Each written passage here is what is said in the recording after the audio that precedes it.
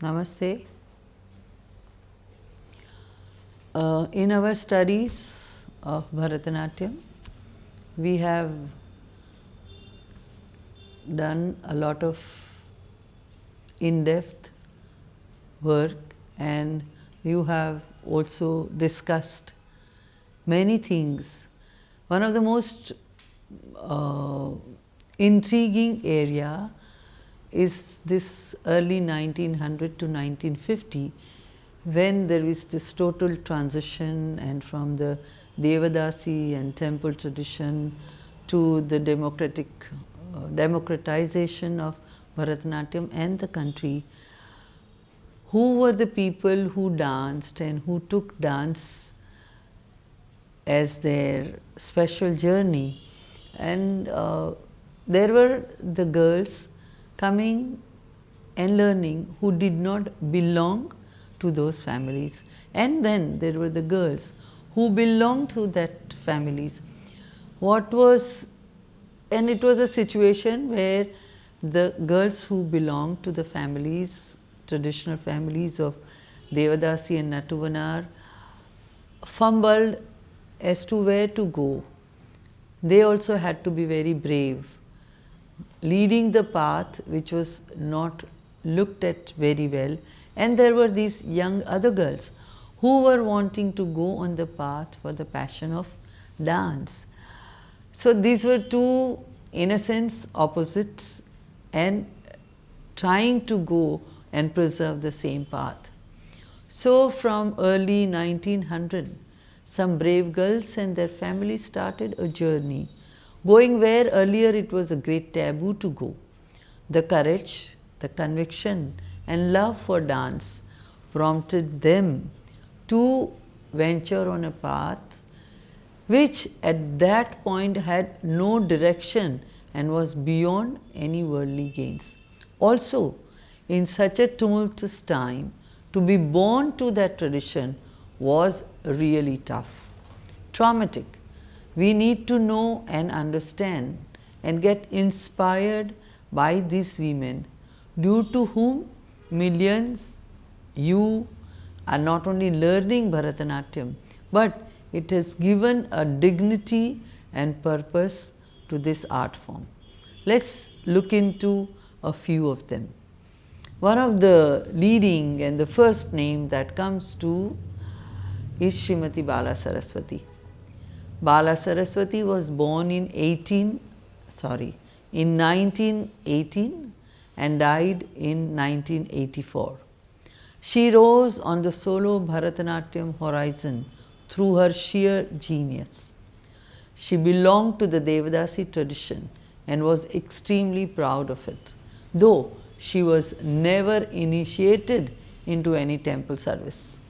The only dancer to be conferred the prestigious Sangeet Kalanidhi title, she reacted sharply to compartmentalizing the dance into the sacred and profane, watertight divisions. For Bala, Shringar was an all-encompassing mood which included all the other moods. In 1975, speaking at the annual conference Tamil Sangam, Bala made the famous statement, in Bharatanatyam, the Shringara we experience is never carnal, never, never. Bala came from a home where musicians like Dharmapumi Subbaraya, Tiruvottiur Tyagiyar, Hayagrivachari from Dharwad, Govindaswamy Pillai, Ariyakudi Ramanuj Iyengar were frequent visitors who came to meet and listen to Bala's grandmother, the inimitable Veena Dhannammal, the Veena player. Apart from her guru Kandappa Pillai's strict technique and training, Bala's greatness came from an innate ability to interpretatively dance artistry, a rare artistry, where the Shringara evoked was in a class by itself. Rhythm in her dance, while strong, was unobtrusive.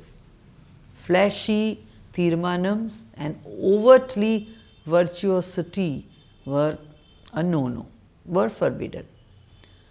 A Jatiswaram like the one Bala often performed in Purvi Kalyani, set to Tala, Sankirna Nadai, would pose a challenge for any dancer today. Bala Saraswati's enormous repertoire with Varnams and a host of purely interpretative compositions was well known. As Chandralekha has said, as the Naika yearning for Subramanyam, Bala made one weep. Her Shringar Bhakti cannot be touched by the non-traditional dancers of the day. She could charm audiences with just a slant of the head, a glance of the eye, a gait of a few steps, and gestures with the most articulate forefinger in the world. When many Westerner critics felt that Bala's interpretative dance was too subtle and rarefied for any but Indian connoisseurs to understand and appreciate. Very proud about her upbringing in a strict Devadasi family, Bala till the end refused to accommodate changes either in costume or in the prescribed concert format of the Margam, which according to her was structured like the great temple where one enters the Kopuram in Alaripu and stage by stage reaches the sanctum sanctorum in the Varnam to merge with the deity in the Tillana finale. She steadfastly refused to fool around with songs in languages she did not thoroughly know and held on to her breath, faith in the Devadasis being the ideal custodians of the dance. Bala never reconciled to the sophistication brought into modern Bharatanatyam. Her kind of genius can rarely pass on to the next generation, and not surprisingly, her artistic subtlety was not replicated even though her style was diligently taught by her student Nandini Ramani, who maintains that Bala was a very creative teacher. However, there are others who believe that Bala was a reluctant teacher even when it came to her own daughter Lakshmi, whose formal teaching began very late. Disillusioned by the fate of the Devadasi in India, Bala chose to do a lot of her teaching in the USA. It began with the Asia Society in New York sponsoring her an artist in residence at the Wesleyan University in 1962. Her brothers Vishwa, the flutist, secured a teaching appointment there, and Ranganathan, the mridangam player, also migrated to the USA. Now Bala's grandson Aniruddha, her daughter Lakshmi's ninth son, performs Bala's repertoire. Srimati Bala Saraswati received the Sangeet Natak Academy Award in 1955 and the Padma Bhushan in 1957. When she was presented in Japan for an East-West conference, despite impresario Nicholas Nabokov's grave reservations about her being too old, the entire audience erupted into non-stop clapping at the end. Srimati Rukmini Devi Arundel was a disciple of Meenakshi Sundaram Pillai. Raised in a modern Indian family of the early 20th century, she grew up to become a highly sensitive and intelligent person who was drawn to the professionalism of the West. She was exposed to Western ideas by her husband, educationist Dr. Arundel, though she continued to remain anchored to Indian traditional values. Her mentor and strong influence was Theosophist Annie Besant, who wanted Indian culture to become central to education in India, resisting strongly the possible westernization of the country. Rukmini Devi Arundale was born in 1904 and died in 1986. Rukmini Devi was interested in both classical dance and education. In fact, in actually integrating dance with education. By dance, she also meant inculcating in young minds an appreciation for and understanding of Indian art and culture.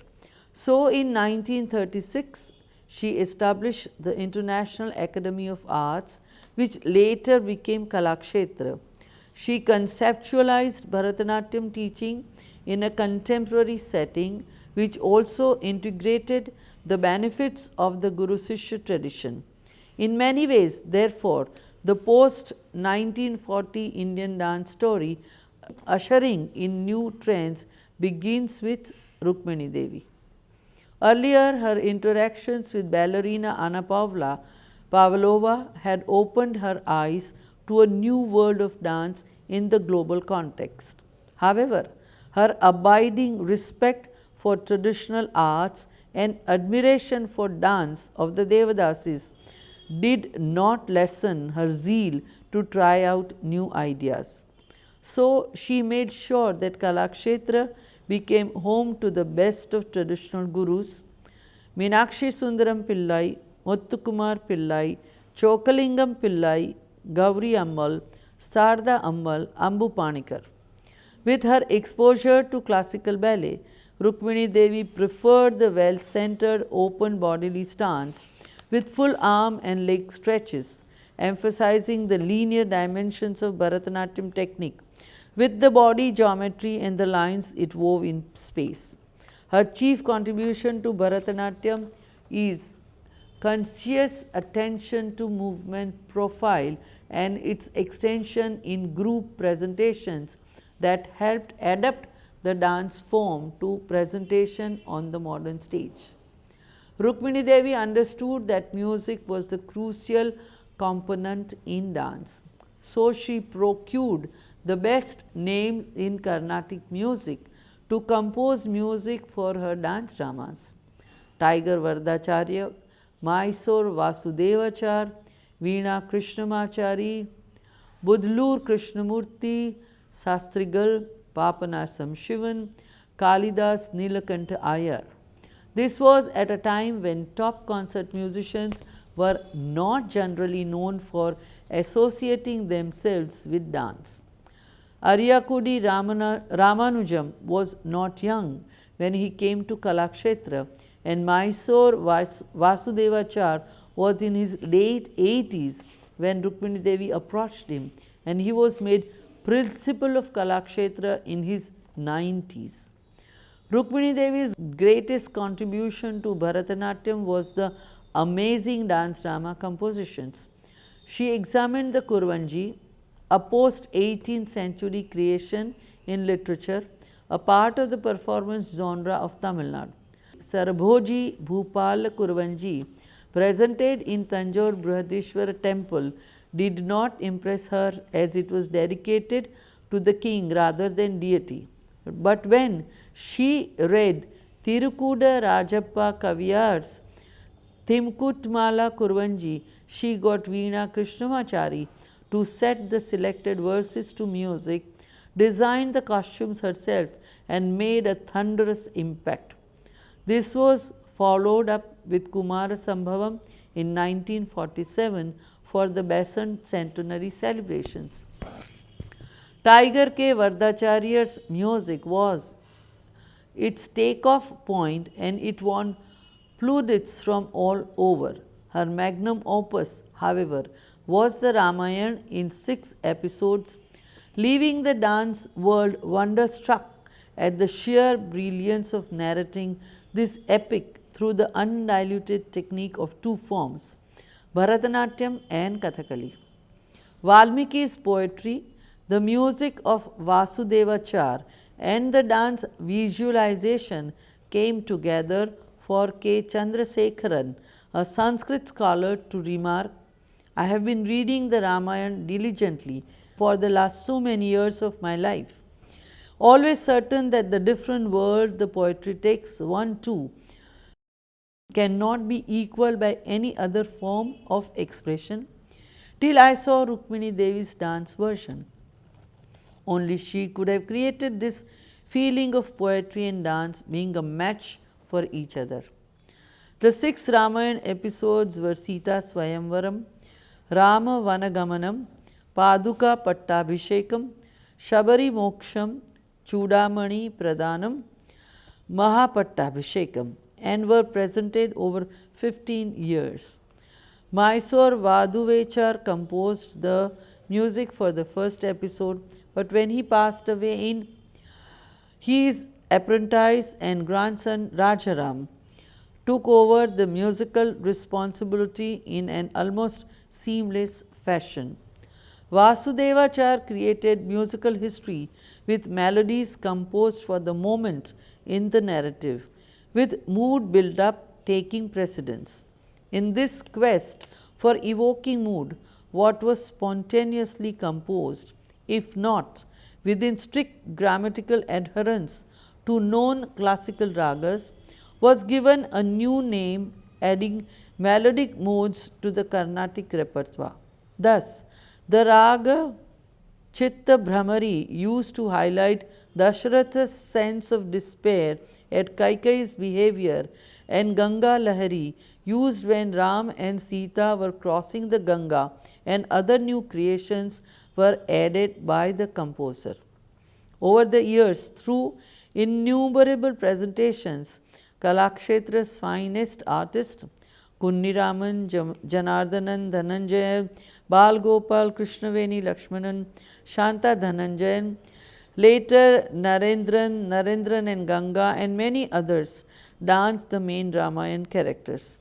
The project was characterized by Vasudevacharya's close and tireless working with Rukmini Devi, even changing tunes composed after many hours of inspired effort at her gentle interventions, that the way she had imagined the setting demanded something else, showing not just the humility of the greatest of musicians, but also the kind of rapport Rukmini Devi had established with these masters, translating sensitive poetry into dance. Just as with the Kuruvanji, Rukmini Devi turned her attention to the Bhagavata Mela tradition in Melatur and Nallur in Tanjavur district too. Working with veteran Guru Balu Bhagavatar and his sister Kalyani Ammal, and refashioning traditional plays with original script in Telugu, Rukmangada Charitam and Usha Parinayam were highly successful performances, drawing public awareness to the parent tradition badly in need of support. The erotic poetry of Jayadev's Geet Govind found complete transformation at her hands. With music composed by Papanasam Sivan, she beautifully immersed the immortal love poem into a meditative devotional yearning, a metaphor for the individual identity seeking oneness with its cosmic identity. This emphasis on pure spirit without the over physicality in the treatment of Shringar, with imaginative subtle lighting creating a mystic aura around the forest setting where the action takes place, was far from the general literal understanding of the text. It's illustrated by how Rukmini Devi regarded the female body in dance. The dancer's physique, long associated in male perception with carnal love, had to be trained through meticulous technique as a vehicle of expression separate from the dancer's persona. She was so convinced that the dance was directed to a higher purpose that, along with musician Kalidas Nilkant Iyer, she changed Varnam's address to human kings to godly figures. Rukmini Devi faced criticism for appropriating the dance form of the Devadasis and diluting its essential erotic nature. Her response was logical and to the point. She maintained that a dance form practiced in the temple is an offering to the deity could never be devoid of devotion or bhakti. Gauri Amma believed that dance which was not worshipped had no right to exist, refusing to perform on stage, considering it vulgar. The Devadasi's dance epitomized sensuality because for generations as professional entertainers, she had been brought up in certain lifestyle. Dance invariably projects varying degrees of spirituality and sensuality. Rukmini Devi's Shringar in Bhakti stemmed from her background, as much as the Devdasi's Bhakti in Shringar came from lifestyle of unconventional sexuality sanctioned by society. Rukmini Devi's approach was also supported by her gurus. Once, Meenakshi Sundaram Pillai, asking her to improvise while interpreting a musical line, remarked that it was an interpretation not for you, though right for the Devadasi. You should have a different approach. And his approach to the teaching of students from non-traditional backgrounds was quite different from his method of instructing the Devadasis. This was an important breakthrough for Bharatanatyam. If gurus of this caliber would not have cooperated in teaching girls from non-Devadasi backgrounds, Sadir Nritya's manifestation as Bharatanatyam would have been impossible. Meenakshi Sundaram Pillai composed Ananda, Nadana, Prakasham that was outside the prescribed genres of Margam concert format. More open to introducing new ideas than Ponnaiya Pillai, who believed that such items should and would encourage a trend spelling danger for the tradition. Rukmini Devi's wariness in dealing with Javali was governed as much by the derogatory association these love songs had in public imagination as by her own inclination for less earthy portrayal of erotic lyrics. Kamala Rani and people like her were encouraged by Rukmini Devi to learn Natuvangam, thus breaking the hold of male Natuvanars that had in conducting a recital. This had far reaching consequences by diminishing the dependence of dancers on the gurus and Natuvanars. But she also introduced the male dancer in his own right in the male dominated Bharatanatyam tradition. There were exceptional gurus like Muthukumar Pillai, who danced with his sister Kanamba and Thirvarugyanam, or Guru Kuppaya Pillai, who performed in female disguise like E. Krishna Iyer did. Guru Meenakshi Sundaram himself was a fine performer till he lost an eye in an accident and gave up performing. With its accent on dance dramas, Kalakshetra needed male dancers. Kathakali training for male dancers was introduced to give them an upright stance and manly bearing.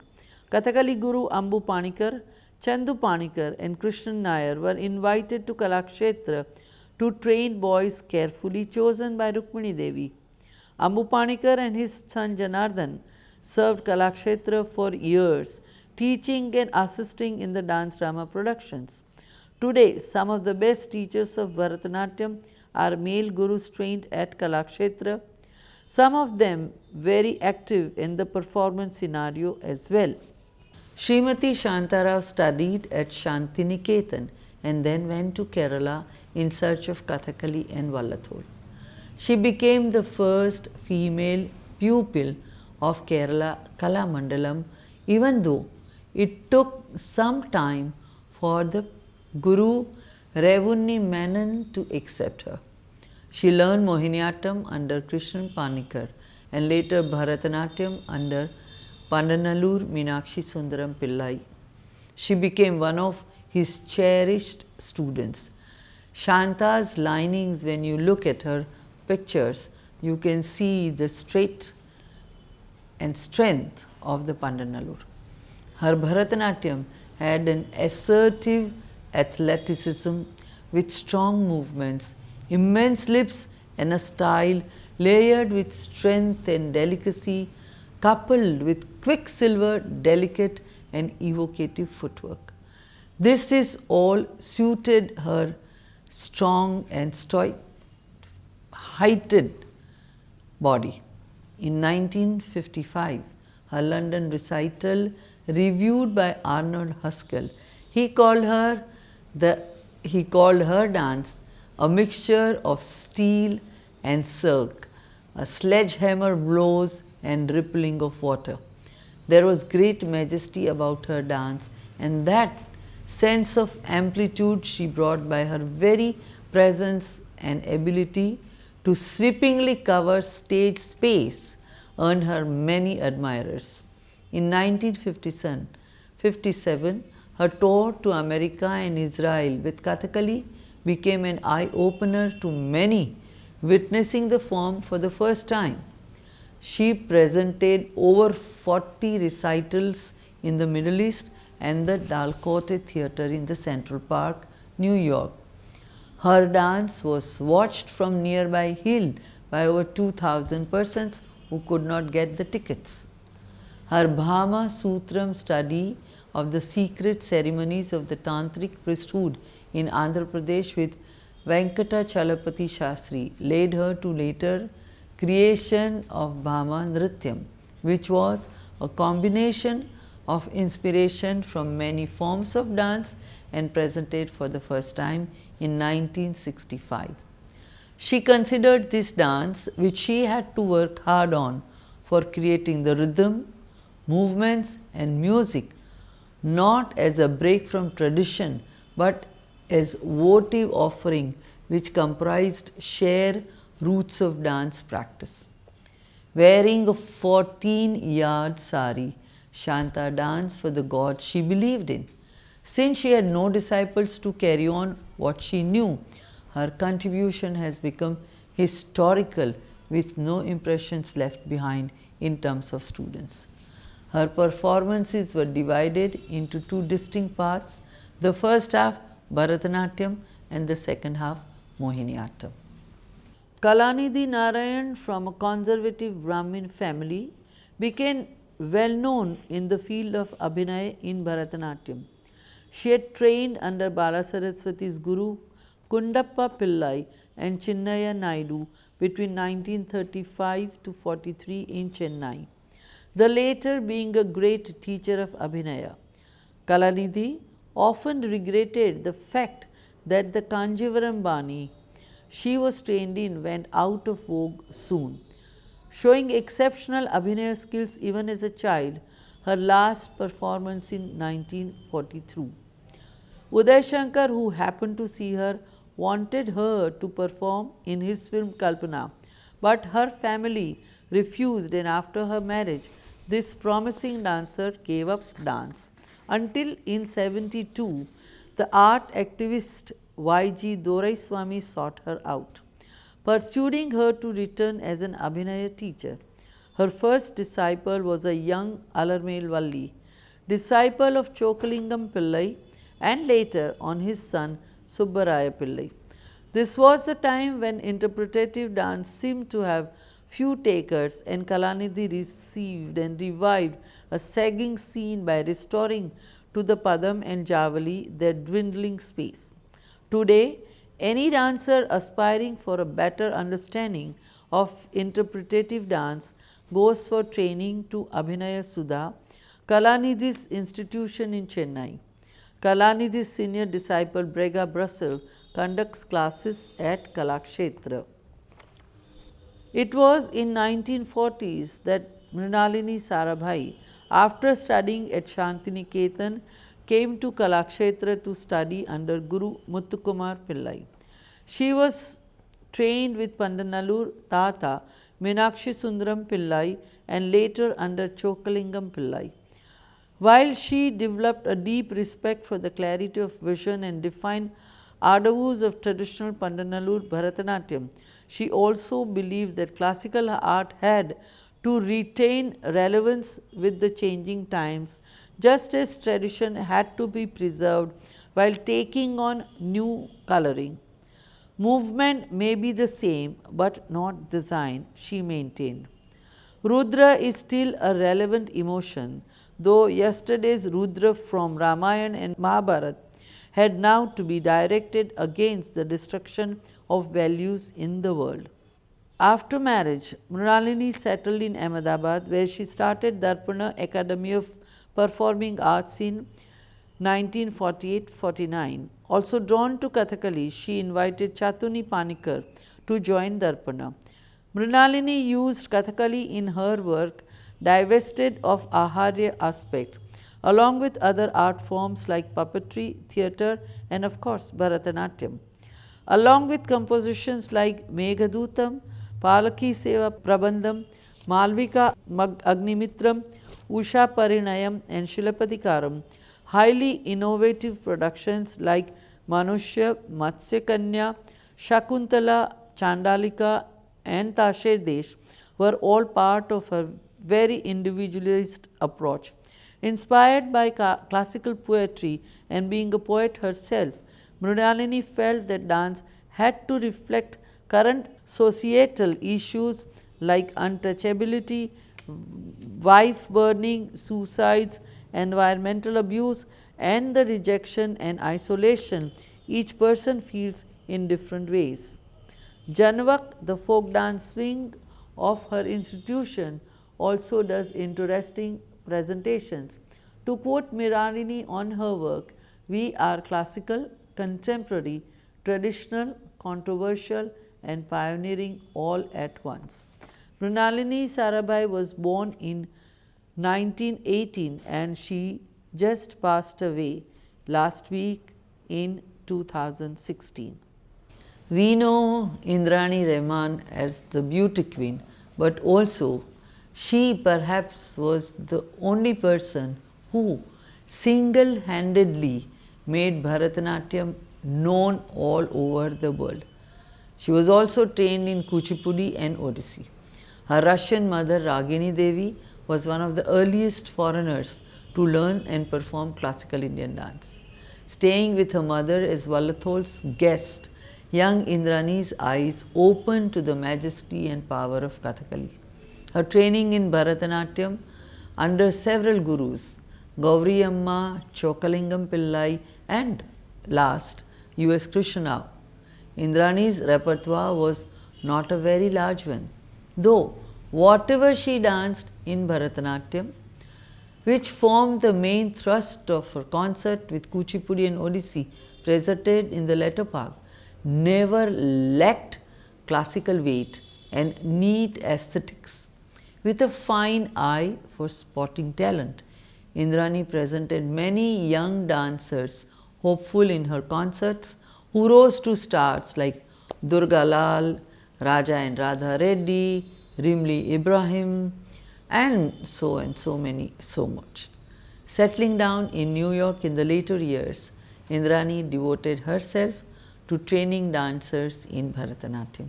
So here you've seen some of the very outstanding performers, researchers, gurus of Bharatanatyam, which inspire you to work hard and go ahead. Thank you.